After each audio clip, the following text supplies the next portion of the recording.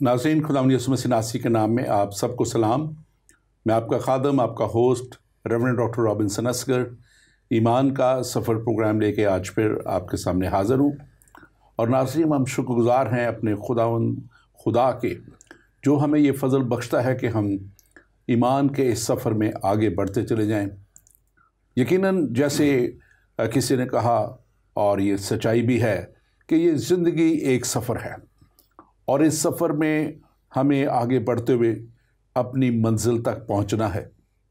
और यकीनन वो मंजिल जहां खुदावंद हमें देखना चाहता है, वो जगह है जहां खुदावंद हमारा खुदा मौजूद है, उसका बेटा यीशु मौजूद है, उसका पाक रूह मौजूद है, जिसको कलाम मुकद्दस में होली ऑफ होलीज़ भी कहा गया है, जिसे दुनिया जन्नत कहती है, बहिश्त कहती है, फिरदौस कहती है, और हम उसको खुदा की हुजूरी की जगह कहते हैं, जहाँ पे खुदावंद हमारा खुदा मौजूद है।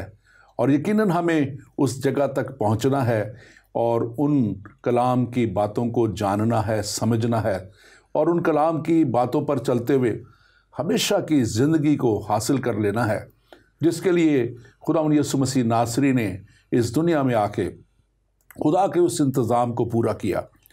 क्योंकि कलाम मुकद्दस में यूहन्ना की अंजील उसका 3 बाब उसकी 16 आयत बड़े वाज़ेह तौर पे कहती है, क्योंकि खुदा ने दुनिया से ऐसी मोहब्बत रखी कि उसने अपना इकलौता बेटा बख्श दिया, ताकि जो कोई उस पर ईमान लाए हलाक ना हो बल्कि हमेशा की ज़िंदगी पाए।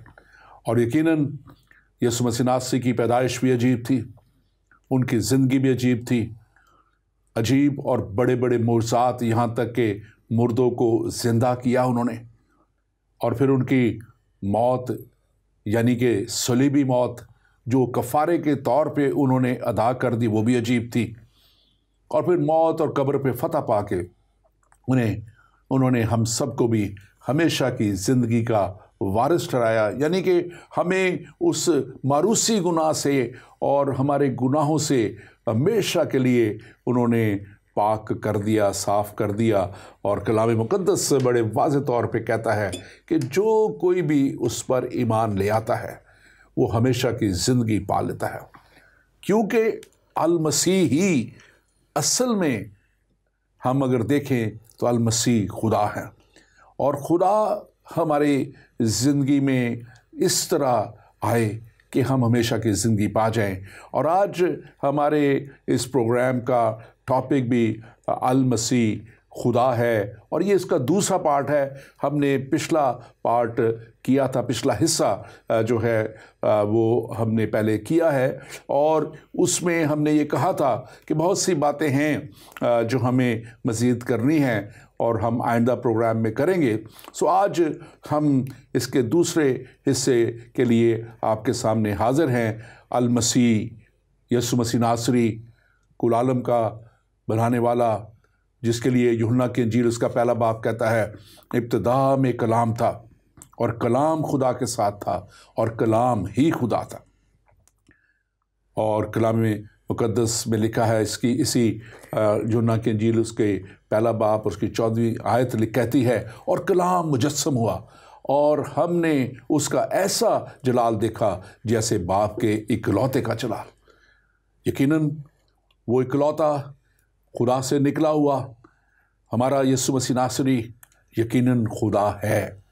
और हमने इस बात को पिछले प्रोग्राम में भी आप तक पहुंचाया, और इस प्रोग्राम में भी हम मज़ीद कुछ बातें आप तक पहुंचाएंगे। और हमारे साथ स्टूडियो में आज इस प्रोग्राम में इस टॉपिक पे बात करने के लिए मौजूद हैं doctor Akhtar Anjili. Doctor Akhtar Anjili, welcome to the show. आपको हम वेलकम करते हैं। नाज़रीन, डॉक्टर अख्तर अंजीली हमारे साथ पहले भी प्रोग्रामों में शामिल हो चुके हैं और बहुत अच्छी नज़र ये कलाम मुकद्दस पे रखते हैं। पेशे के एतबार से मेडिकल डॉक्टर हैं, लेकिन कलाम के खादम हैं और कलाम की खिदमत करते हैं। और इन्होंने एक किताब भी सूफ़ीज़म और जहाद लिखी है, और बहुत खूबसूरत किताब है। आप ज़रूर उसको ईबे पे या इंटरनेट पे देखिए और आप उससे मुस्तफ़ीज़ हों।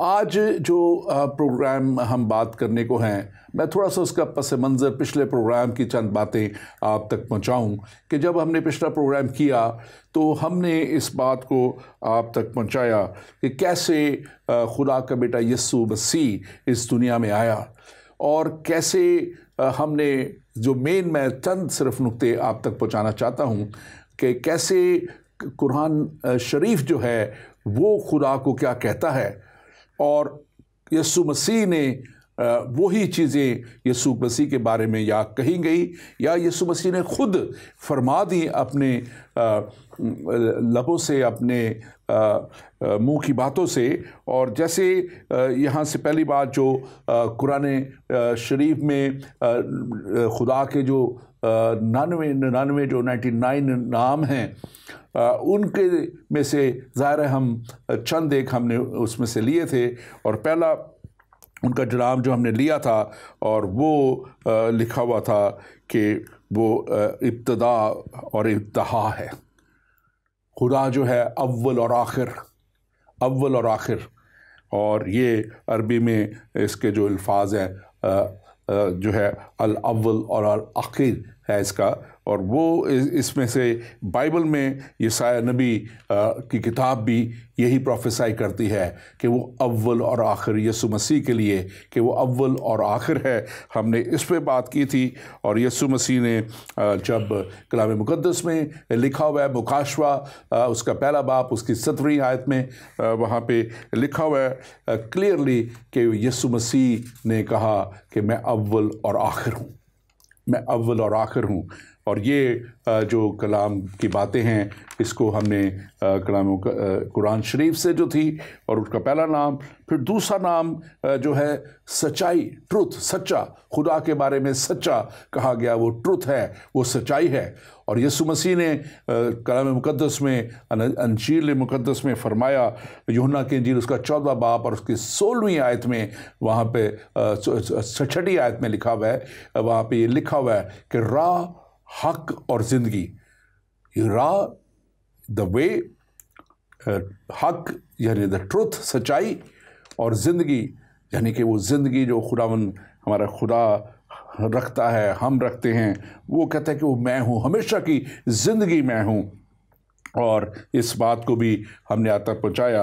और फिर तीसरी बात जो तीसरा नाम जो है कुरान शरीफ में उन 99 नामों में से वो है उसके ताल्लुक़ से जो लिखा हुआ है अल गफ़ार और शाफ़ी। और अल गफ़ार और शाफ़ी जो है उसके ताल्लुक़ से ज़बूर नवीस भी कहता है, हज़रत दाऊद का ये फरमान है कि वो कहता है कि वो तेरी तमाम बदकारी को बख्शता और तुझे तेरी तमाम बदकारी को बख्शता और तेरी तमाम बीमारियों से तुझे शिफा देता है। और ये यीशु मसीह के ताल्लुक़ से पेशन गोई थी। और ये हमारे मुस्लिम भाई भी मानते हैं और भी बहुत से मज़हब इसको मानते हैं कि यीशु मसीह जो है, और बाइबल इसे पूरे तौर पे बयान करती है कि यीशु मसीह जो है उसने हर तरह के बीमारों को, लिखा है कलाम मुक़द्दस में कि जिस तरह का भी कोई बीमार आ गया कोई वापस नहीं गया। हर तरह के बीमारों को, हर तरह की बीमारियों को उसने दूर किया, यहाँ तक कि उसने मुर्दों को भी जिंदा किया। और आज हम मज़ीद इस टॉपिक पे बात करेंगे और आज हम बाइबल मुक़द्दस में से ज़्यादा बात करेंगे ताकि हम आपको ये बातें बता सकें। मैं ये बात अफसोस के साथ कहना चाहता हूँ कि हम ये सच्चाई की बातें आप तक पहुँचाते हैं ताकि आप उस हमेशा की ज़िंदगी के रास्ते तक आ जाएं। लेकिन पिछले प्रोग्राम पे काफ़ी मुझे इसके हमारे मुसलमान भाइयों की तरफ से बड़े नेगेटिव कमेंट आए, कुछ ने गालियाँ तक भी लिखी और कुछ ने बहुत और ज़्यादा बातें कही जो शायद नामुनासिब है यहाँ कहने की। लेकिन हम तो आपको सच्चाई की राह बता रहे हैं, बताते रहेंगे और कोशिश यही होगी कि हर कोई उस रास्ते पे आ जाए जो हमेशा की ज़िंदगी का रास्ता है। और डॉक्टर अंजलि, आज हम इस सब्जेक्ट पे बात जब कर रहे हैं, ये मैंने थोड़ा सा पस मंज़र पिछले प्रोग्राम में जो हमने बातें की वो बताया और थोड़ा सा वक्त मुझे इसमें लगा है, लेकिन मैं चाहता था कि हम यहाँ से ही इस गुफ्तगू को जो हमने पिछली दफ़ा नहीं की बातें उनको हम आज देखें। आप इस ताल्लुक़ से कैसे इसको बयान करेंगे? शुक्रिया पारी साहब। सबसे पहले तो मैं ये अर्ज़ करना चाहता हूँ, आपने अभी जो गुफ्तगू फरमाई उसके आखिर में आपने बताया कि कुछ नेगेटिव कमेंट्स आए, कुछ गाली गलोच भी देखने को मिला नेट की स्क्रीन पर। तो मैं सिर्फ ये अर्ज़ करना चाहता हूँ कि जो लोग इस तरह के कमेंट्स लिखते हैं वो ये बात साबित करते हैं कि जब मंतक की नकदी ख़त्म हो जाती है तो फिर इंसान इस तरह की चीज़ों पे आ जाता है। जो बात दलील से की जाती है, जो बात सहाइफ से की जाती है, जो बात तारीख़ से की जाती है, जो बात मंतक के तराजू पर पूरी उतरती है, उसका जवाब इन्हीं मीज़ानों में दिया जाना चाहिए। मंतक की बात को आप मंतक से रद्द करें। अगर सहीफ़े की बात है, बाइबल मुक़द्दस की बात है, तो आप उसको सहाइफ से या किसी मुक़द्दस किताब की रोशनी से उसकी बात करें। लेकिन चले खैर, जो हमारे पास है हम लोगों को देते रहते हैं, जो उनके पास है वो हमें देते हैं, हम शुक्रिया से कबूल कर लेते हैं, क्या फ़र्क पड़ता है। पादरी साहब, ये बड़ा ही इम्पोर्टेंट, बहुत ही अहम मौजू है जिस पे आपने पिछले प्रोग्राम में गुफ्तगू फरमाई। पादरी बशीर साहब थे, बशीर बहादुर साहब आपके साथ, और इसको आज हम जारी रखेंगे। खुदावंद यीशु मसीह ज़ात इलाही थे, ये हमारे लिए अकीदा है, ये हमारा मफरूज़ा नहीं है, ये हमारा बयानिया नहीं है, ये हमारे अकीदे का बुनियादी स्तून है। Jesus Christ our Lord was also the God eternal and God almighty. अब देखें, ये चीज़ हमने इन्वेंट नहीं की, ये कोई मसीहियों की ईजाद नहीं है, ये बाइबल मुक़द्दस में से साबित होती है बात। और इसको साबित करने के लिए आज मैं जिस हवाले का ज़िक्र करना चाहता हूँ वो खरूज 3 बाब में अगर हम देखें तो तौरेत की किताबों में तौरेत की दूसरी किताब है, हाँ जी, जिसको हम खरूज की किताब कहते हैं। और खरूज 3 बाब में अगर हम जाएं तो तीसरे बाब में ये वो वाक़या है जब बनी इसराइल, हज़रत मूसा की कौम अभी मिस्र में ग़ुलामी के दौर में थी, और उस वक़्त जब खुदा ने हज़रत मूसा को चुना कि वो जाकर फ़िरौन को ये कहे कि मेरे लोगों को यानी बनी इसराइल को छोड़ दे ताकि वो जाकर मेरे नाम की इबादत करें, तो एक मकालमा यहाँ पर है जिसको मैं सिर्फ 2-3 आयत उसकी पढ़ना चाहता हूँ। खरूज 3 बाब की 14वीं आयत में लिखा है, 13वीं आयत से शुरू करते हैं। खरूज 3 बाब की 13वीं आयत। तब मूसा ने खुदा से कहा, जब मैं बनी इसराइल के पास जाकर उनको कहूँ कि तुम्हारे बाप दादा के खुदा ने मुझे तुम्हारे पास भेजा है और वो मुझे कहें कि उसका नाम क्या है, तो मैं उनको क्या बताऊं?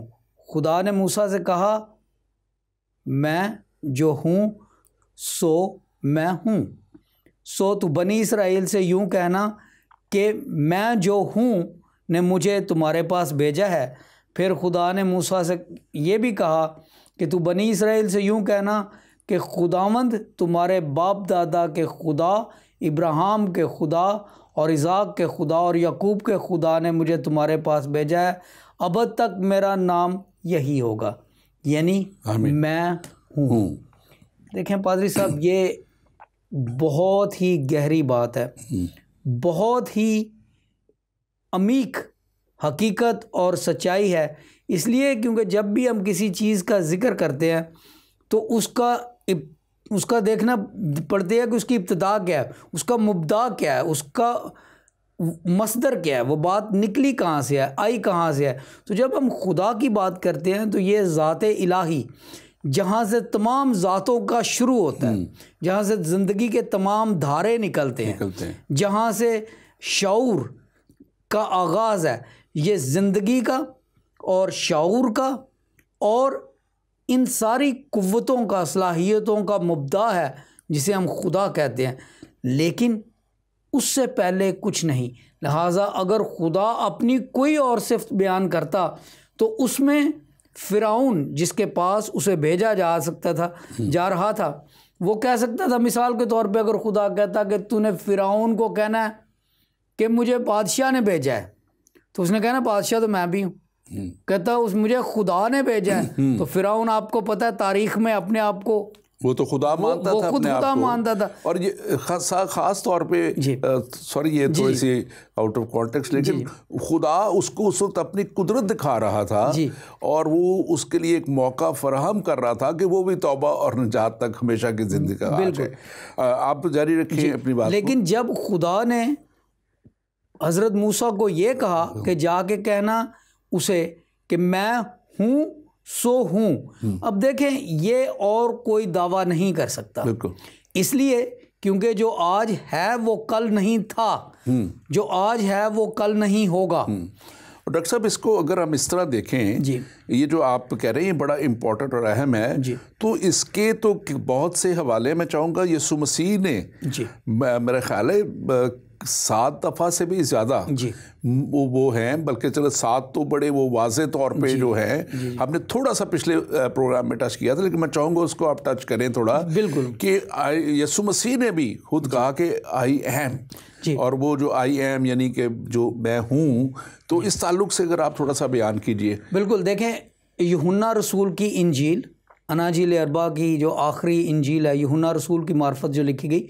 यूहन्ना रसूल की इंजील के 8 बाब के 38 से 58 आयत में एक बड़ा खूबसूरत और दिलचस्प मुकालमा है, और वहाँ पर फ़कीह, फरीसी और यहूदियों के जो लीडर हैं वो आके खुदावंद यीशु मसीह से बहस मुबासा कर रहे हैं, उससे इब्राहिम की बातें कर रहे हैं, उससे मूसा की बातें कर रहे हैं, और खुदावंद यीशु मसीह ने उनको ज़रा ठंडा करने के लिए कहा कि तुम इब्राहिम की बातें करते हो ना, इससे पहले कि इब्राहिम पैदा हुआ मैं हूँ। अब देखें, उन्होंने भी ये नहीं कहा कि इससे पहले कि इब्राहिम पैदा हुआ मैं था या मैं हूँगा, इसलिए क्योंकि वक्त के दायरे, जब माजी, हाल और मुस्तकबिल के ये 3 सीगे वक्त के दायरे, इनका इतलाक उन ज़ातों पर होता है, उन चीज़ों पर होता है जो फ़ानी हैं, जो आज हैं और कल नहीं। हम जो बंदे अदवार में बंधे हुए इंसान हैं, हमारा माजी था, हाल है, मुस्तकबिल है। मैं कह सकता हूँ मैं पाकिस्तान में था, आज मैं यहाँ हूँ, कल मैं कहीं और हूँगा, लेकिन खुदा की ज़ात चूँकि वक्त के दायरों से बेनियाज है, इसलिए वो अपने लिए पास्ट, प्रेजेंट, फ्यूचर, माजी, हाल, मुस्तकबिल के सीगे बेमानी है। वो हमेशा था, हमेशा है, हमेशा होगा। इसलिए उस पे जो सही टेंस लागू होता है वो है प्रेजेंट कंटिन्यूअस टेंस, यानी कि मैं हूँ। यहाँ पर खुदावंद यीशु मसीह ने इब्राहिम के हवाले के साथ कहा, इससे पहले कि इब्राहिम पैदा हुआ मैं हूँ। बिल्कुल, और ये बड़ी खूबसूरत बात, ज़बरदस्त मैं समझता हूँ कि वो रिलेशनशिप एक क्लियर नज़र आता है, एक रेवेलेंस जो है उसका वो क्लियर नज़र आता है कि यीशु मसीह बयान कर रहे हैं कि मैं ही हूँ, और जो खुदा है, जो इब्राहिम से पहले जब मैं वो कहते हैं कि मैं हूँ, तो ये बात इसको जाहिर करती है। और बड़े क्लियरली यीशु मसीह ने तो हम कलाम मुक़द्दस में हम इस पे आगे भी देखेंगे, लेकिन एक बात वो इसी ताल्लुक़ से है, क्योंकि वो शायद समझ नहीं पा रहे थे इसको, और उसको ज़्यादा समझने के लिए शायद आज भी हमारे व्यूअर में कोई समझ ना पा रहा हो। तो ये फिलिपियों का जो नाम जो ख़त है उसका 2 बाब और उसकी 5वीं 6वीं आयत अगर हम देखें तो वहाँ पे बड़े वाज़े तौर पे लिखा है, यीशु मसीह के ये अल्फाज हैं कि वैसा यीशु मसीह वैसा ही यीशु मसीह के ताल्लुक से कहा गया, वैसा ही मिजाज रखो जैसा यीशु मसीह का भी था। ठीक है ना जी। उसने अगरचे कि वो खुदा की सूरत पर था, खुदा के बराबर होने को कब्ज़ा में रखने की चीज़ का समझा। यानी कि इस जगह पे जहाँ आप कर रहे थे कि वो अपने आप को शो नहीं कर रहा उस तौर पे वो, या अपने आप को जो कहते हैं ना कि पोर्ट्रे नहीं कर रहा, बल्कि वो उनको प्रैक्टिकली बताना चाह रहे हैं, समझाना चाह रहे हैं अपनी वजूद से, अपनी वहाँ पे अपनी कुदरत से जो वो उनको मुख्तलिफ तरीक़ों से दिखा रहे थे। तो इसलिए उनको ये भी वो इशारतन भी कह रहे हैं। और हमारा जो प्रोग्राम पिछला था, जो मैंने बात हमने की थी, वो हमने स्टार्ट किया था पिछली दफ़ा कि एक एतराज़ ख़ास तौर पे जो है वो लगा रहे हैं, ख़ास तौर पे जो इवन अहमद दीदात थे, उन्होंने भी एग्जैक्ट वर्ड इन्होंने लिख छोड़े हुए हैं। और इसी तरह फिर जाकिर नाइक भी जो हैं वो भी इस बात को ही कहते हैं कि हमें ये लिखा हुआ दिखाओ कि यीशु मसीह ने, क्राइस्ट ने कहा कि मैं खुदा हूँ। हालांकि वो जब ख़ुद कोई शख्स आता है और वो अपने ताल्लुक़ से जब बताता है या खुदा अपनी कुदरत ज़ाहिर करता है, तो वो मुख्तलिफ़ तरीक़ों से वो उनको दिखा रहा थे, अपनी कुदरत भी दिखा रहे थे। कलाम कुरान शरीफ में भी लिखा हुआ है कि वो मट्टी से चिड़िया बनाते और उसको फूंक देते और वो उड़ जाती, यानी कि क्रिएशन का काम जी। और ये बात ज़ाहिर करती है कि खुदा क्रिएटर है और यीशु मसीह ने क्रिएशन का काम किया। तो वो मुख्तलिफ़ तरीक़ों से बता रहे थे। और मैंने पिछले दफ़ा भी ये बात कही थी, फिर मेरे ये दिल में आ रहा है कि आज हमारे नए व्यूअर्स हैं कि देखें, हम खुदा को डिक्टेट नहीं करा सकते जी। आप अगर बाइबल पढ़ें तो बाइबल बड़े क्लियरली आपको बता देती है कि यीशु मसीह ही खुदा है। लेकिन आप कहें कि नहीं, खुदा को कहें कि नहीं तू जो जिस तरह हम चाह रहे हैं यही लफ्ज़ लिख, तो we can not and we should not dictate God, we can never dictate. खुदा का एक अपना तरीका है और खुदा अपने तरीके से बयान करता है। अब ये जैसे आपने बताया कि मसीह उनको कह रहे हैं कि मैं हूँ, तो वो उनको समझाने की कोशिश कर रहे हैं। आप इसको थोड़ा सा मज़ीद जारी रखिए। देखें पादरी साहब, सबसे पहले तो मैं आपके ये जो आपने अभी एतराज़ बताया है कि अहमद दीदात और जाकिर नाइक, इनका कहना है कि जी बाइबल मुक़द्दस में कहाँ कैटेगोरिकली लिखा हुआ है कि खुदावंद यीशु मसीह ने कहा कि I am God and worship me. देखें, ये बड़ी गैर ज़िम्मेदाराना बात है और बड़ी गैर मंतकी बात है। अब मैं जाकिर नाइक से पूछता हूँ कि हम सब मानते हैं कि हज़रत आदम अलैहिस्सलाम, ठीक है, Adam was the first man, ठीक है जी, हम ये मानते हैं। क्या आदम ने कहीं ये लिखा है कि मैं सबसे पहला आदमी था, मुझसे पहले कोई नहीं था? नूह के तूफ़ान के बारे में हम जानते हैं, हम मानते हैं। क्या नूह ने कहीं लिखा है? बात यह है कि जो चीज़ें रिवील की गई हैं हमें उनका मुतालिया करना है। क्या गुलाब ने कभी लिखा है, कहा है कि फ़लाँ किताब को देखो कि मैं लाल हूँ? इंडक्टिव रीजनिंग, देखें मेरा अभी हाल ही में कॉलम शाया हुआ है जंग अखबार में, एजुकेशन वर्सेस इंडोक्ट्रिनेशन। पादरी साहब, एजुकेशन वर्सेस इंडोक्ट्रिनेशन। बहुत से लोग जो अपने आप को एजुकेटेड ज़ाहिर करते हैं, असल में वो एजुकेटेड नहीं होते। ये 12 जुलाई जुमे के रोज़ दी न्यूज़ में ओपिनियंस कॉलम में है by doctor Akhtar Anjili, education versus indoctrination. और उसमें मैंने ये लिखा है कि बहुत से लोग असल में एजुकेटेड नहीं, दे आर इंडोक्ट्रिनेटेड। उनको डॉक्ट्रिन कूट के जहन में भर दिया गया है, इस हद तक भर दिया गया है कि इंडक्टिव रीजनिंग के दरवाजे बंद हो जाते हैं उन पे, वो सोचना छोड़ देते हैं। बाइबल मुक़द्दस में हम वो हवाले दे रहे हैं, जैसे अभी मैंने अर्ज़ किया कि खुरूज 3 बाब की 14 आयत में खुदा कहता है मैं हूँ सो हूँ। और फिर यूहन्ना 8 बाब की 48वीं आयत में खुदावंद यीशु मसीह फरमाते हैं इससे पहले कि इब्राहिम पैदा हुआ मैं हूँ। अब ये 2 चीज़ें आप साइड बाय साइड रखें, this is called inductive reasoning. And पादरी साहब, inductive reasoning is the backbone of scientific thinking and scientific जो हमारे इन्वेंशंस हैं वो इंडक्टिव रीजनिंग से होती हैं। अगर हम अपने कलाम पे अपने अकीदे में भी इंडक्टिव रीजनिंग नहीं कर सकते तो फिर पाकिस्तान में जो उर्सों पे हो रहा है वही होगा। आपने बात बिल्कुल सही कही और हम इस पे बात मज़ीद करते हैं। और मेरे साथ जितने भी व्यूअर्स हैं, आपकी स्क्रीन पे नंबर आ रहे होंगे, अगर आपको कॉल करना चाहें तो आप ज़रूर कॉल करें। आप व्हाट्सएप पे भी हमें कॉल कर सकते हैं, व्हाट्सएप का नंबर भी आ रहा होगा और आपके लोकल नंबर भी आ रहे होंगे। आप अगर कॉल करना चाहें, आपका कोई सवाल है तो आप ज़रूर सवाल कीजिए और हम आपका जवाब देंगे। और डॉक्टर साहब, आप जब ये बात कर रहे थे तो ये एक्चुअली लोग जितने भी, इवन चाहे वो यहूदी थे, चाहे वो फ़की थे, फरीसी थे, शरा के आलम थे या फ़िरौन था, ये खुदा के प्लान को समझ नहीं पाए। जो इस तरह बात करते हैं वो they never understood the plan of God. Plan of God क्या था?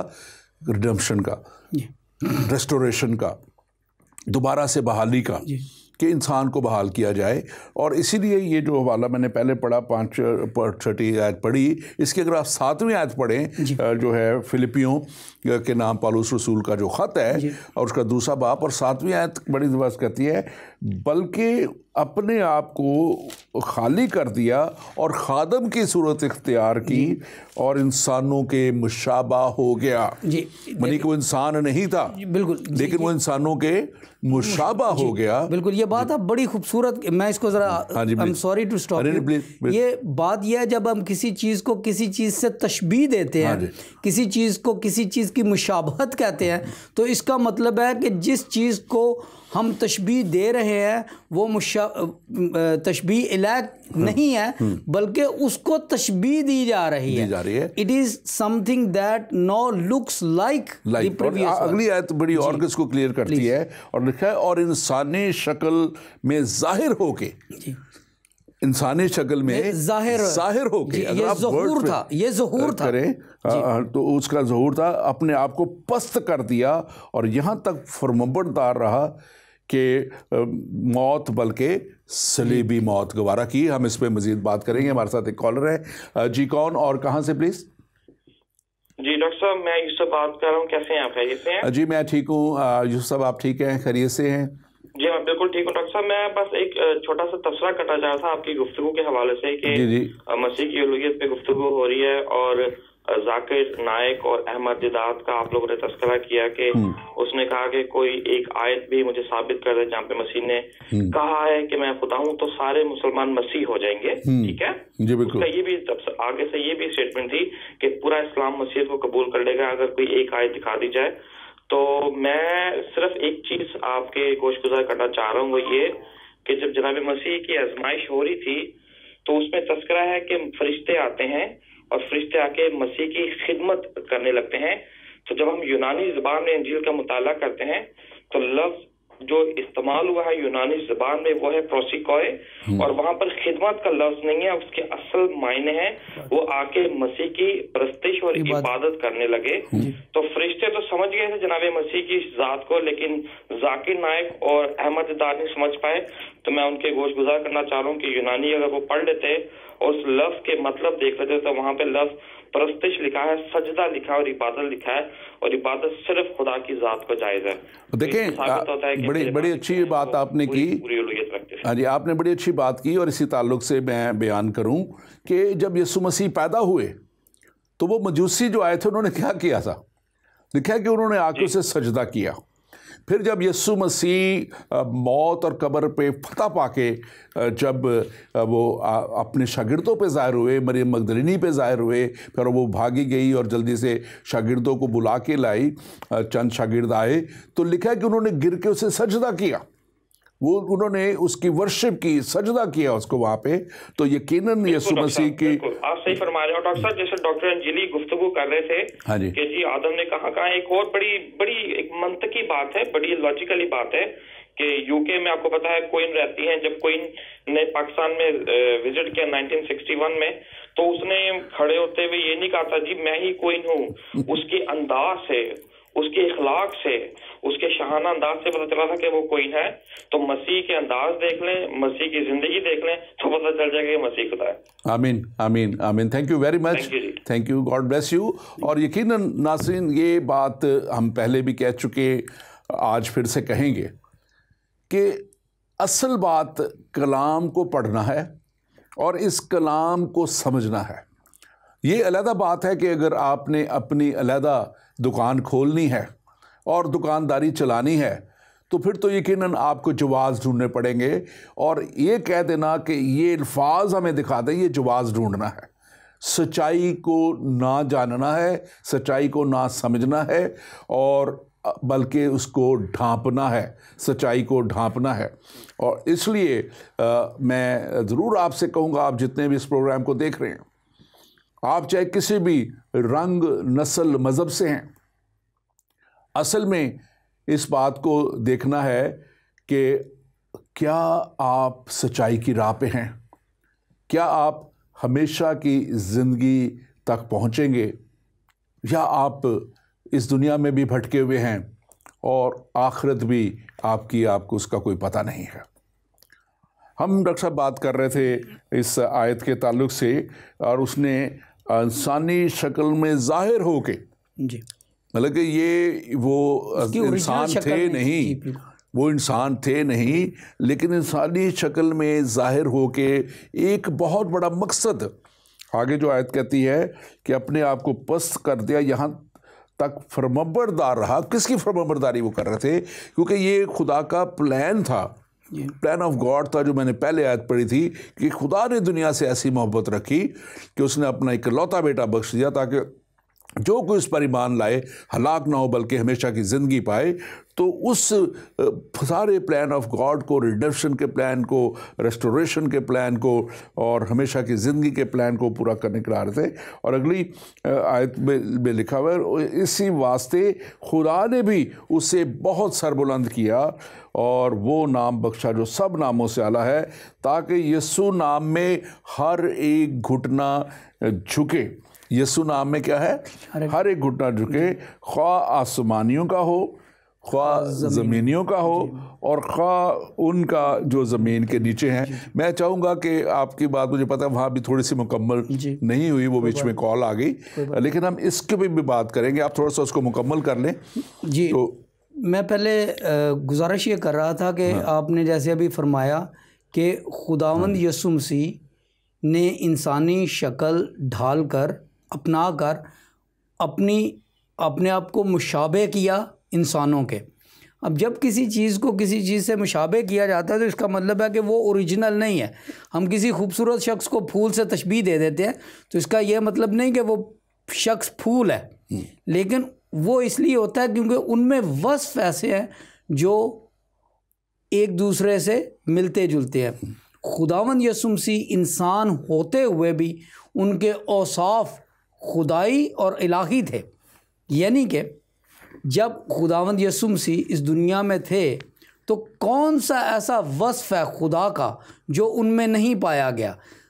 जो इस्लाम में 99 नाम है खुदा अल्लाह ताला के, अगर आप उनमें से हर एक को एक एक करके देखें तो वो तमाम औसाफ है खुदावंद यीशु मसीह के।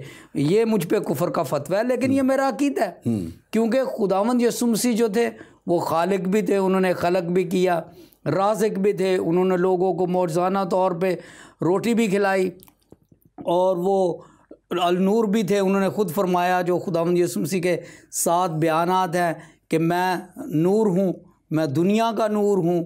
इस तरीके से उन्होंने मुर्दों को, जैसे आपने फरमाया, ज़िंदा किया। वो क़यामत भी थे, वो ज़िंदगी भी थे। देखें डॉक्टर साहब, उन्होंने बड़ा एक वाज़े तौर पे, ये मेरे पास आयत लिखी, मैं इस तक कभी आना चाह रहा था और मैं समझता हूँ कि वक्त भी क्योंकि गुजरता जा रहा है। यूहन्ना 14 बाब उसकी 6 आयत बड़े वाज़े तौर पर, जो मैंने पहले भी बयान की थी कुरानिक रेफरेंस के ताल्लुक से सच्चाई के ऊपर, कि राह, हक और ज़िंदगी मैं हूँ। अब इसको अगर देखें, और 8वीं आयत में आगे वो कहते हैं, जिसने मुझे देखा उसने बाप को देखा। तो इस पे ज़रा थोड़ा सा आप बताएं कि ये कैसे, ये क्या आप इसमें सारा।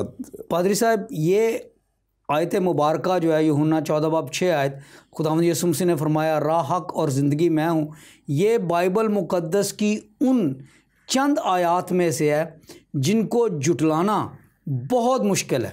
जाकिर नाइक ने इसके बारे में इसकी तशरीह करते हुए ये कहा था, और ये बात मैंने ख़ुद उनको टीवी पे कहते सुनी है, कि इसका मतलब था कि Jesus Christ peace be upon him was saying कि at that time he was the way and the truth and the light just like Moses was. तो बंदा पूछे भाई हज़रत मूसा ने कभी कहा कि राह हक और ज़िंदगी मैं हूँ? किसी ने नहीं कहा। आगे अगर हम पूरा कर लें, मेरे वसीला के बगैर कोई बाप के पास, क्या मूसा ने तो कभी नहीं कहा। बिल्कुल, और यही बात है, बहुत से लोग जो बाइबल मुकद्दस की सच्चाइयों को झुटलाना चाहते हैं, वो इन हवालों को, चंद हरूफ को, चंद अल्फाज को आउट ऑफ कॉन्टेक्स्ट लेके उनकी तावीलें अपनी मर्ज़ी के मुताबिक जिधर की मर्ज़ी करते जाएं। हालांकि जो बात हम कर रहे हैं, पुराने अहदनामे को यानी तौरात शरीफ को लेके हम इंजील के साथ कंपेयर कर रहे हैं और बता रहे हैं कि ये बात जो तौरात में थी उसकी तकमील इंजील में कैसे हुई। इसी तरह से जब हम शरीयत की बात करते हैं तो शरीयत जो थी वो तौरात में सिर्फ तरसील हुई, तरसील शरीयत थी, तकमील शरीयत खुदावंद यीशु मसीह थे इंजील में। बहुत सी चीज़ें हैं, मैं हूँ पुराने अहदनामे का, मैं हूँ नए अहदनामे का खुदावंद यीशु मसीह है। और अब हम थोड़ा सा इस पे बात करते हैं, जो मैंने ये आयत पढ़ी थी। अब ये यहाँ पे कहता है, देखें जो परस्तिश है और जो सजदा है वो किसको रवा है? खुदा को रवा है। और यहाँ कलाम क्या कह रहा है? ये ताकि यीशु के नाम पे हर एक घुटना झुके, यीशु के नाम पे जी, ख्वाह आसमानियों का, यानी जो फरिश्ते हेवन में जो हैं, चाहे वो हेवनली बीइंग जितने भी हैं, और इवन मैं तो ये कहता हूँ कि वो भी झुकेंगे जो डेमोनिक हैं, डेमोनिक बीइंग्स भी क्योंकि हैं उसमें, तो वो भी इसमें, और ख्वाह ज़मीनियों का यानी कि ज़मीन पे जो हम हैं, और ख्वाह उनका जो ज़मीन के नीचे हैं, यानी आलम अरवा की बात है, वो अरवा जो जा चुकी खुदा से दूरी में, और दूसरे वो आलम अरवा में है। आप इसके ताल्लुक से थोड़ा सा बयान कीजिए। जी देखें, ये कैटेगोरिकली कह दिया गया है कि Lord Jesus Christ is God and eventually he will be recognised as such. इस वक्त जिस दौर से दुनिया गुजर रही है, तज़ब्ज़ब में है, बहुत से लोगों को, ख़ास तौर पे गरीब लोगों को, जब मैं गरीब कहता हूँ मैं माली तौर पे गरीब नहीं, रूहानी तौर पे जो गरीब लोग हैं, जिनका कोई रास्ता नहीं है, कोई उन्हें इधर खींच के ले जाता है, कोई उधर खींच के ले जाता है, मजमा बाजी की इंतहा है, शोबदा बाजी की इंतहा है, लेकिन उसमें सच्चाई नहीं है। सच्चाई नहीं है। हम चलते हैं इससे आगे। हमारे साथ एक कॉलर है जी, कौन और कहाँ से प्लीज़?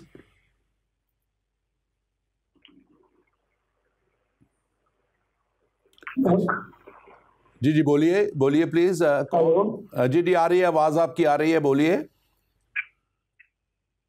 टीवी की आवाज बंद है। हाँ जी बोलिए प्लीज। जी बोलिए। बोल रहा हूँ टेक्स्ट क्लास में। मैं आप बहुत पुराने कलीग है हमारे यहाँ पर, हमारे टेस्ट में यूपी के सेवा कैंप पे आते थे, मैं उस वक्त यूथ का सदर था। अच्छा जी, thank you very much. Thank you जी। आप बताइए कि आप आपको वेलकम करते हैं। आपका क्या सवाल है? तो सर मैं एक दरख्वास्त करने लगा हूँ जी। तो वो ये है कि वो बाइबल में लिखा है ना जैसे जी कि हाँ जी ओढ़ने के लिए, तो ये टीवी चैनल जितने हैं ना हमारे आजकल आ रहे, इन्होंने सब ने वो ओढ़नी जो है ना वो उतार रही है। अच्छा, मैं इस पे हम फिर बात करेंगे किस वक्त। आज का जो है वो टॉपिक पे हम जरा रहें तो ज़्यादा बेहतर है। हम दोनों ही मर्द बैठे हुए हैं, हमें तो ओढ़नी नहीं। आप इस टॉपिक पे अगर कोई सवाल है आपका तो आप बात कीजिए प्लीज़। एक मिनट, आपकी आवाज नहीं क्लियर आ रही। जी मैंने कहा ये हमारे आज के मौजू के मुताबिक आप कोई भी सवाल है? हेलो जी हेलो जी हाँ जी बोलिए आपका सवाल आज के टॉपिक के ताल्लुक से जरा जो भी आपका सवाल है वो कीजिए। मेरा सवाल ये है कि जो जैसा कि बाइबल में लिखा है ना कि औरत को चाहिए कि अपनी बाइबल, मैंने आपको यही कहा है ना, मैंने आपको इतने जो कलाम सुना रही हैं, लेक्चरार हैं, पैगाम दे रही हैं, प्रस्तुत कर रही हैं। चले मैं समझ गया आपकी बात है, लेकिन इन्होंने सबने। अच्छा, मेरी बात आप सुन लीजिएगा, आप बंद कर दीजिए। आप जो है देखें, आपको थोड़ी मैं रिक्वेस्ट यही कर रहा था कि सब्जेक्ट के ताल्लुक से, लेकिन मैं थोड़ा सा जवाब आपको ज़रूर दे देता हूँ। बाइबल में बड़े क्लियरली लिखा है, आपने ओढ़नी तक रहे हैं, आगे नहीं आप जा रहे। आगे भी लिखा हुआ है कि अगर वो ना ओढ़े तो फिर बाल कटवाए। तो आजकल तो ज़्यादा औरतें सारी बाल कटवा रही हैं, तो बाल उन्होंने कटवाए होते हैं, तो फिर आप इसको जो है कैसे उन पे लागू कर सकते हैं।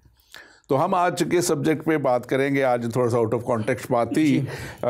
यहाँ पे देखें, हम आगे इसमें जब प्रोग्राम में बढ़ेंगे, अब यीशु मसीह ने खुद फरमाया, कहाँ फरमाया, अगर आप यूहन्ना 17 बाब में चले जाएं जी। अब यूहन्ना 17 बाब बड़े वाज़े तौर पे क्लियरली बयान करता है, यहाँ पे लिखा हुआ है, ताकि वो सब एक हों। ये खुदा से जो है ताल्लुक़ से यीशु मसीह की ये बात है। यानी जिस तरह ए बाप तू मुझ में है। जी। अब ये जरा गौर करने वाली बात है, इसको कोई समझे अच्छे तरीके से। जैसे ए बाप तू मुझ में है और मैं तुझ में हूँ, बिल्कुल, यानी कि ये एक वननेस है। ये एक हम बाद में एंड में अगर वक्त हुआ तो ट्रिनिटी के ऊपर थोड़ी सी बात करेंगे। ट्रिनिटी के ऊपर हम पहले भी प्रोग्राम कर चुके हुए हैं, तसलीस के ऊपर, और अगर कोई देखना चाहे तो वो जा सकता है और वो तसलीस के ऊपर बात कर सकता है कि कैसे खुदा, हम 3 शख्सियतों को मानते हैं कि वो एक है खुदावंद में। यहाँ पे लिखा हुआ है, ए बाप तू मुझ में है और मैं तुझ में हूँ, वो भी हम में हो, और दुनिया ईमान लाए कि तू ही ने मुझे भेजा है। मतलब कि वो एक बात कर रहे हैं कि जैसे मैं और ए बाप, हम दोनों एक हैं, और तू मुझ में है, मैं तुझ में हूँ।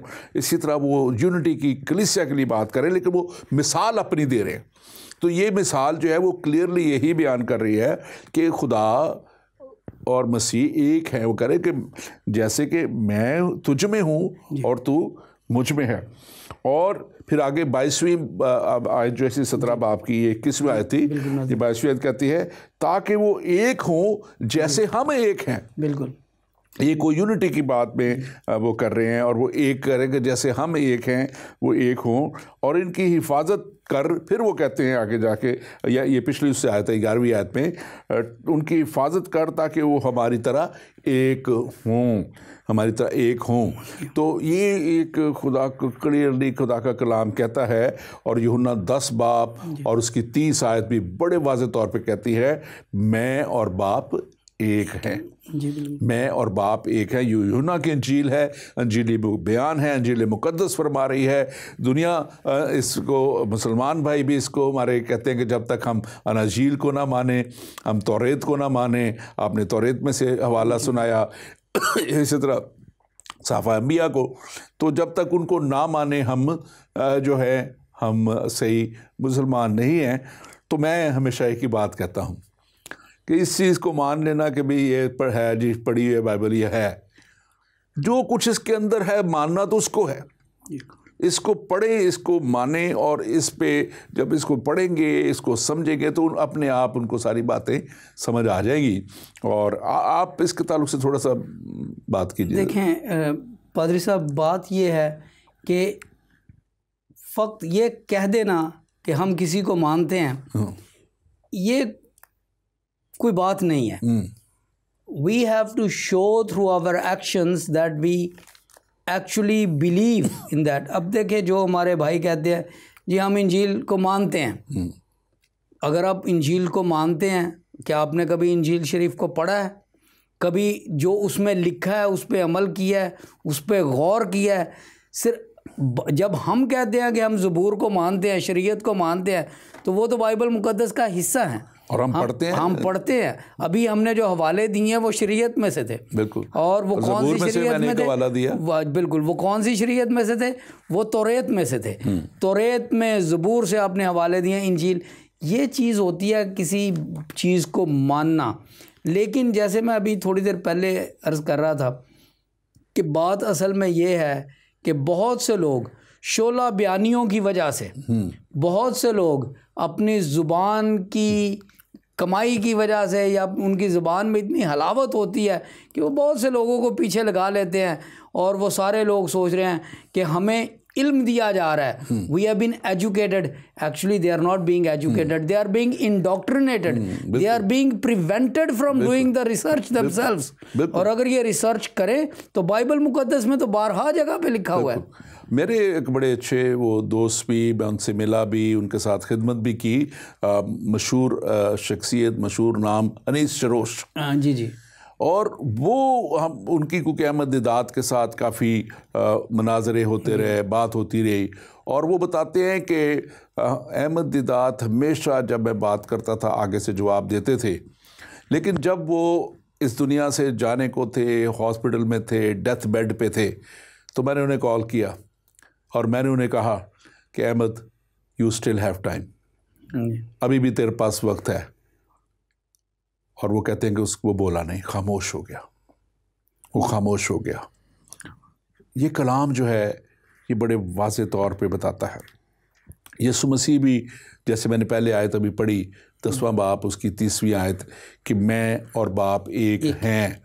और जब ये उन्होंने कहा तो उस वक्त भी यहूदियों ने जो दुकानदारी अपनी चमकाते थे, जी बिल्कुल, उन्होंने क्या कहा, 33वीं आयत में लिखा है, यहूदियों ने जवाब में से कहा कि अच्छे कामों के सबब से नहीं बल्कि कुफर के सबब से तुझे संसार करते हैं। वो उसको संसार करने तक आ गए। जी जी।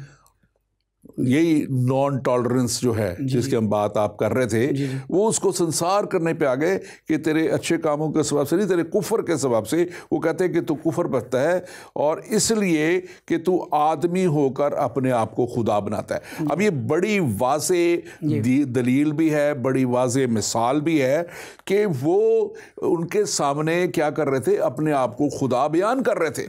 वो अपने आप को खुदा जैसे अपनी कुदरत दिखा के भी बयान कर रहे थे और अपनी उस सारी बात से भी जो है वो उनको बता रहे थे। इसलिए वो उनको कह रहे हैं कि हम तू आदमी होकर अपने आप को क्या कहता है, खुदा बनाता है, इसलिए हम तुझे संसार करेंगे। तो ये बड़ी क्लियर, अगर ये बातें उन्हें समझ नहीं आती कि वो यीशु मसीह ही हैं जो कह रहे हैं, यीशु मसीह को ही वो संसार करना चाह रहे हैं, तो जाहिर है उन्होंने कहा है उनको, और वो कह रहे हैं कि मैं और बाप एक हैं, यानी कि मैं ही खुदा हूँ, खुदा मुझ में है, मैं खुदा में हूँ और हम एक ही हैं। और इंग्लिश में इसको पढ़ूँ मैं तो बड़ा अच्छा, इस पर ज़रा ज़्यादा क्लियर लिखा हुआ है कि we are not stoning you for any good work, they replied, but for blasphemy because you a mere man claims to be God, claims to be God, कि तू खुदा होने का जो है वो दावा करता है, खुदा होने का दावा करता है। तो ये बड़ी वाज़ेह बातें हैं। मैं नहीं समझता इतने बड़े ये आलम कैसे इग्नोर कर जाते हैं इन चीज़ों को। देखें पादरी साहब, बाइबल मुकद्दस में इंजील शरीफ में 2 जगह पे ये बात आई है कि एक बार जब आपके शागिर्दों ने सबत को तोड़ा, यहूदी शरीयत के मुताबिक, मूसवी शरीयत के मुताबिक 7वां दिन सबत का दिन और उसमें कोई काम करना जायज़ नहीं था, तो उसके हवाले से फिर खुदावंद यीशु मसीह ने एक और बड़ी खूबसूरत बात की, कंट्रोवर्शियल बात थी उस वक़्त, कि इब्ने आदम सबत का भी खुदा है, मालिक है, खुदा है, बिल्कुल मालिक है, यानी कि I am the master, I am the lord, I am the god of sabbath also. इसी के ताल्लुक से आपको यूहन्ना की इंजील उसका 5वां बाब 18वीं आयत जो है बड़े वाज़े तौर पे इसी को जो आपने बात कही बयान करती है। इसी सबब से यहूदी और भी ज़्यादा उसे कत्ल करने की कोशिश करने लगे कि ये ना फ़कत सबत के को तोड़ता है बल्कि खुदा को ख़ास अपना बाप कहकर अपने आप को खुदा के बराबर बनाता है, खुदा के बराबर बिल्कुल बनाता है। ठीक है ना जी, अपने आप। तो वो क्लियरली ये बातें जो हैं वो उनसे कर रहे थे, ये तो नहीं कि वो कर ही नहीं रहे और वो यहूदी उस पर इल्ज़ाम लगाई जा रहे। तो बड़े क्लियर है कलाम, बड़ा वाज़े है कलाम, क्लियरली बताता है कि यीशु मसीह जो है वही खुदा है। और थोड़ा सा हम एक्सप्लेन मैं चाहूँगा कि क्योंकि कुछ हमारे व्यूअर्स न्यू होते हैं बात है, तो तसलीस जो इसको हम मसीहत मानते हैं, हम 3 खुदाओं को नहीं मानते। हम एक खुदा को मानते हैं, लेकिन एक खुदा में तीन शख्सियात को मानते हैं। और वो तो जैसे खुदा बाप और फिर बेटे का इस दुनिया में आना, जैसे लिखा है कलाम मुक़द्दस यूहन्ना की इंजील पहला बाप और उसकी पहली आयत मैंने पढ़ी थी, इब्तिदा में कलाम था और कलाम ही खुदा के साथ का, यानी कि कलमा, कलाम ही खुदा के साथ था, खुदा का कलमा यीशु मसीह नासिक, क्योंकि वही कलमा मुजस्सम हुआ। कलमा जो है हज़रत मरियम में वही रूह फूंकी गई, कलमा कलमे के वसीला से खुदा का रूह जो है उसके वसीला से वो पैदा हुए। और लिखा है कि 14वीं आयत में, और हमने उसका ऐसा जलाल देखा जैसे बाप के इकलौते का जलाल। तो ये बड़े वाज़े तौर पे तसलीस का जो है, और फिर मैं बयान करूं, फिर आप इसके ऊपर बात कीजिएगा। यीशु मसीह ने अपने मुंह से तसलीस को बयान किया जी। आप अगर मत्ती की इंजील उसका 28वां बाब देखें और उसके 28वें बाब की 19वीं आयत है, अगर वो देखें तो वहाँ पे बड़े वाज़े तौर पे लिखा हुआ है, जब यीशु मसीह ने वो ग्रेट कमीशन दी, वहाँ पे लिखा है तुम सब कौमों में जाके जी अंजील की मुनादी करो और उन्हें बाप और बेटे और पाक रूह के नाम से बपतिस्मा दो।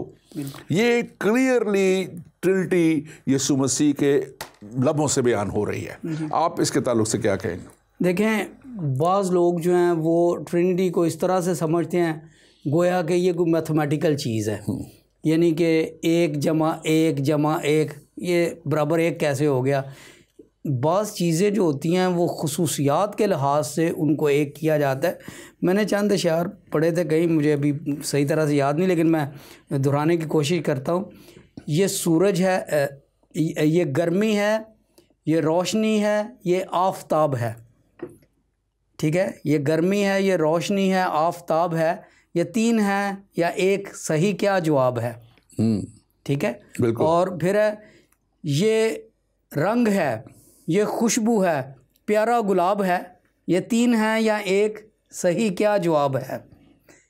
तहरीर और अल्फाज से, तहरीर और कागज़ से बनती किताब है, तहरीर और कागज़ से बनती किताब है, ये 3 है या 1, सही क्या जवाब है? बिल्कुल। ये बर्फ़ है, ये भाप है, ये जुए आब है, ये 3 है या 1, सही क्या जवाब है? बाज़ चीज़ें उनकी खुसूसियत ऐसी होती है कि उसको आप किसी भी लिहाज से देखें, असल में उनकी वहदानियत, उनकी यूनिटी वो अनक्वेश्चनेबल होती है। ये जो बच्चों वाला हिसाब है 1 जमा 1 जमा 1 बराबर 3 है, जब हम रूहानी अकायद पे आते हैं तो उस चीज़ को हम नहीं कह सकते। बिल्कुल ऐसे ही जैसे पादरी साहब, एक मैं और छोटी सी मिसाल देना चाहता हूँ। एक बच्चा है, वो अगर उसको हम कहें कि ये आधा बाप का है तो आधा माँ का है, तो कौन सा आधा बाप का और कौन सा आधा माँ का है? ठीक है। That child belongs 100% to the mother, 100% to the father. How can 100% be 100% here and 100%? वो तो 200% हो गया, साहब तो गलत हो गया।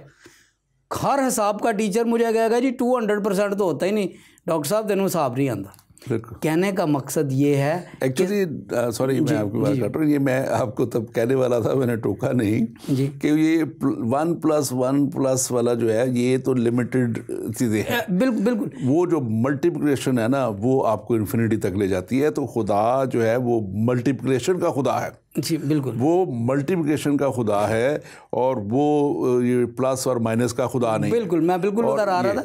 अगर हम इसी को जी 1 टाइम 1 करें हाँ जी, तो 1 नहीं रहेगा। हाँ, और वो जो है उस, और ख़ास तौर पे आप खुदा को महदूद नहीं कर सकते, लामहदूद है।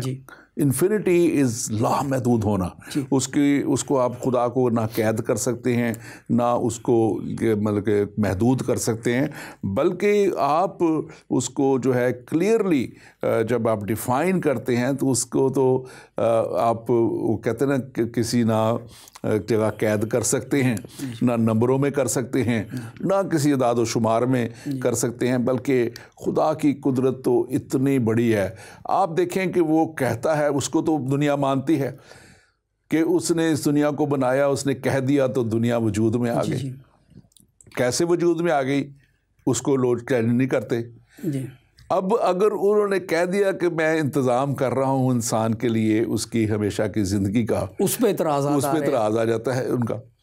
तो ये एक बड़ी ऐसी वो कहानी है कि मैं ना मानूं वाली बात है जी। और इसमें मैं समझता हूँ कि हर शख्स को, हमारा इस वक्त कंसर्न ज़्यादा हमारे ऑडियंस से है जो देख रहे हैं, हमारा दुनिया से है जो गुनाह में धंसती चली जा रही है, हलाकत की तरफ जा रही है, या वो ऐसे लोगों के पीछे लग चुकी हुई है जो उन्हें गलत रास्ते पे लेके जा रहे हैं। हम ये बताना चाहते हैं कि सही रास्ता ये है, हमेशा की ज़िंदगी यहाँ पे है। और कलाम बड़े वाज़ेह तौर पर बताता है यीशु मसीह की ज़ात इतनी बड़ी ज़ात। मैं अभी पिछले दिनों बात किसी कर रहा था, मैंने कहा मैं देता हूँ किसी भी बड़े से बड़े नबी को ले आए, किसी भी बड़े बड़े उसको ले आए, ये मैं उसके हाथ में 2 मछलियाँ और 5 रोटियाँ रखता हूँ, मुझे 5000 लोगों को शेयर करके दिखा दें, उनके साथ तो 10-15 हज़ार बच्चे और दूसरे भी थे, सिर्फ 5000 मर्द की बात है, कोई नहीं कर सकता। जो बड़े बड़े काम, जो क्रिएशन के काम, जो खुदाई के काम हैं, मैं कहूँगा कि खुदाई के काम हैं, वो यीशु मसीह ने किए और वो यकीनन खुदा है। आप इसके ताल्लुक से क्या कहेंगे? हमारे पास सिर्फ चंद मिनट रह गए जी, आप इसको कोई वाइंड अप करें। अच्छे पादरी साहब, बाज़ औक़ात हम अपने अना के हिसार में इस कदर फंस जाते हैं अपने अना में कि नहीं, मैं नहीं मानूंगा इसलिए क्योंकि ये बात मेरी समझ में नहीं आती। जब हम ये स्टांस लेते हैं कि ये मैं नहीं मानूंगा क्योंकि मेरी बात समझ में नहीं आती, तो मैं सोचता हूँ कि हम बहुत ज़्यादा अपने आप पे तकब्बर करना शुरू कर देते हैं। हम में से हर शख्स आजकल मोबाइल इस्तेमाल कर रहा है। मैं किसी को पकड़ के पूछता हूँ तुम्हें समझ आती है ये सिग्नल न्यूयॉर्क से यहाँ तक कैसे आ रहा है? नहीं जी मुझे नहीं, बस ये आती है कि, लेकिन I believe in it, it works. हमारा जो फेथ है, हमारा अकीदा जो है, that is a practical thing. जिन लोगों ने खुदावंद यीशु मसीह को कबूल किया है, जिन लोगों ने खुदावंद यीशु मसीह की निजात का तजर्बा किया है, जिन लोगों ने खुदावंद यीशु मसीह की मोहब्बत को चखा है, शहद से मीठी है, उन लोगों से पूछें कि 1 जमा 1 3 होते हैं या 1 ज़रब 1 1 होता है। इसलिए क्योंकि खुदा के साथ इंसान खुदावंद यीशु मसीह के बगैर किसी और वसीले से नहीं मिल सकता। तभी तो खुदावंद यीशु मसीह ने और अंबिया में से सिर्फ खुदावंद यीशु मसीह ने कहा राह, हक और ज़िंदगी मैं हूँ, मेरे वसीले के बगैर कोई बाप के पास नहीं आता, मेरे वसीले के बगैर कोई बाप के पास नहीं आता। मैं तो ये कहता हूँ मुझे कोई ऐसा नबी ही दिखा दें जिसने ऐसा दावा किया हो। आमीन। Thank you very much doctor साहब, बहुत बहुत शुक्रिया आपका। Thank you. और नाज़रीन, यकीनन खुदा का कलाम सच्चा है और यही खुदा का कलाम हमने आपके सामने रखा है। और आखिरी आयत में आपके सामने रखना चाहता हूँ, मुकाशवा यूहन्ना आरिफ को दिया गया मुकाशवा, और मुकाशवा देने वाला यीशु अल मसीह जो खुदा है, उसके ये अल्फाज हैं। और यहाँ पे यूहन्ना आरिफ कहता है, जब मैंने उसे देखा तो उसके पाँव में मुर्दा सा गिर पड़ा और उसने ये कहकर मुझ पर अपना दाहिना हाथ रखा। उसने यानी कि अल मसीह ने रखा कि खौफ ना कर, मैं अव्वल और आखिर हूँ, मैं जिंदा हूँ, मैं मर गया था। यानी कि वो यीशु मसीह का कफ़ारा वो उसको भी बयान करते हैं कि मैंने तुम्हारी खातिर अपनी जान भी दे दी थी, और देख अब्दुल अबाद ज़िंदा हूँ, और मैंने ही मौत और कब्र पे फतह पाके हमेशा के लिए अब मैं ज़िंदा हूँ। किसने आज तक कहा? कौन हमेशा तक ज़िंदा रहा? किस नबी के पास ये कुदरत थी? किस नबी ने ऐसा करके दिखाया? और यहाँ पे यीशु मसीह कह रहे हैं, मौत और आलमे अरवा की कुंजियाँ मेरे पास हैं। इस दुनिया में तो मौत ने आना है, लेकिन आखिरत में जो आग और गंधक की झील है उससे बच जाने के लिए यीशु मसीह के पास आने की ज़रूरत है, उसे कबूल कर लेने की ज़रूरत है। और उस पे ईमान ले आने की ज़रूरत है, क्योंकि वही है जो कल, आज और अब तक यकसा है। ये यीशु मसीह के अल्फाज हैं कि मैं कल, आज और अब तक यकसा हूँ। वो ला तब्दील हमारा मसीहा अल मसीह खुदा है, और हम उसी खुदा की परस्तिश करते हैं, उसी की सिताइश करते हैं, और हम ये ईमान रखते हैं कि वो आएगा और हम सबको भी अपने साथ ले जाएगा जैसा उसका वादा है। खुदावंद आपके साथ हो और खुदावंद आपको बरकत दे। आमीन।